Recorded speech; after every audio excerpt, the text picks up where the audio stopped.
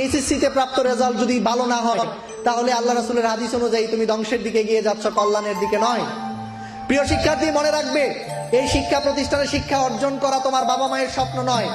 এই প্রিয় শিক্ষার্থী, এই কথা মনে রাখবে, এই শিক্ষা প্রতিষ্ঠানে পড়ে জিপিএ 5 পেয়ে ঢাকা বিশ্ববিদ্যালয়ে পড়ে, ঢাকা মেডিকেলে পড়ে, বুয়েটে পড়ে তুমি যে অর্থ উপার্জন করবে, সেই অর্থ দিয়ে তোমার বাবা মা তাদের 3 বেলার খাবার খেয়ে তারপর মৃত্যুবরণ করবে, এ স্বপ্ন কোনো বাবা মাই তার সন্তানকে নিয়ে দেখে না। প্রত্যেকে এটা দেখে যে আমি জীবিত অবস্থায় দেখে যেতে চাই আমার সন্তান ভালো মানুষ হয়েছে, আমার সন্তান একজন সুমানুষ হয়েছে, আমার মৃত্যুর পর আমার সন্তানের কোনো অপকর্মের জন্য মানুষ আমাকে গালি দিবে না, আমার সন্তানের কর্মের জন্য মানুষ আমাকে শ্রদ্ধা ভরে স্মরণ করবে। মনে রাখবে, তোমার বাবা পৃথিবীর শ্রেষ্ঠ বাবা, তোমার মা তোমার পৃথিবীর শ্রেষ্ঠ মা।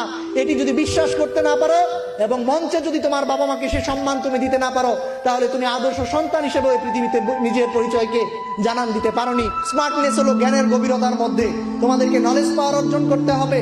মনে রাখবে, স্মার্টনেস উগ্রতার মধ্যে নেই, স্মার্টনেস হচ্ছে বিনয়ের মধ্যে।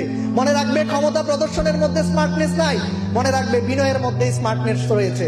সময় প্রমাণ করে দিবে তুমি নিজেকে যোগ্য হিসেবে গড়ে তুলতে চাও, নাকি বেকারত্বের ভূমিতে তুমি নিজেকে বেকার হিসেবে, অযোগ্য হিসেবে সমাজের নষ্ট মানুষদের কাতারে তোমাকে দাঁড় করাতে চাও কিনা, সেটি সময় প্রমাণ করবে।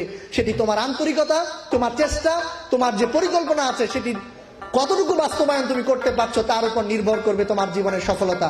প্রিয় শিক্ষার্থী, আজকের দিনে আমাদের প্রধান অতিথি মহোদয় তোমাদেরকে শপথ করিয়েছেন, তার সাথে আরেকটি শপথ মনে মনে তুমি করবে যে আমি আমার বাবার পরিচয়ে কোনোদিন পরিচিত হব না, আমি আমার মায়ের পরিচয়ে কোনোদিন পরিচিত হব না, আমার বাবা মা যেন আমার পরিচয়ে পরিচিত হয়।